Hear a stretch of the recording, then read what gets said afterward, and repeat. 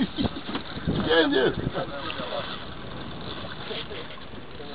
Не е ли пуснал мехури, бе? Не, бе, човек. Още един час ще отиде.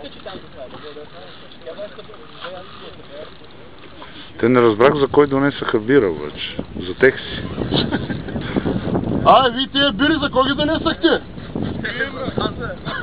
Ела, за тебе две деца има. Ела, по-нататък. Ей, ти ще вкачва се към тебе. Не. Няма проблеми. За тебе две деца. На колко метра ти от първите са горе-долу? 10? Не. Поне 15 метра. 15 метра. Нали да дойде тук в лодките? Не. Той е насам.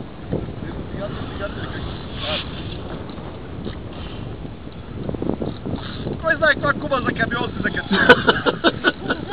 Някакви дела. Куба за камион. Не, чувам си какво, взе слово.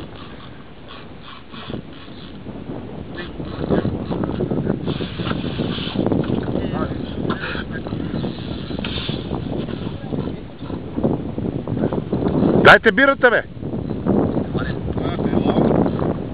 Ти шо с малката лодка.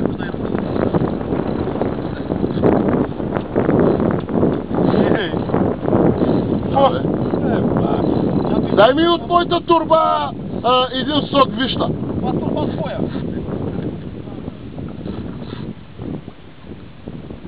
И вода, ако има. И вода. И вода. Да. Ама той цялата турба няма му я даде. Трябва да замерва. То ще ни върне къде го фанахме, бе. Не. Аз се радвам, защото бях се притеснил, защото виж, почнахме да движаваме. Май сега тегли лодката, усещаш ли? Да, бе. И вятъра оттам. Ма виж къде отиваме към тех. Палете, че ни тегли към вас. Махайте се. Тегли ни към вас.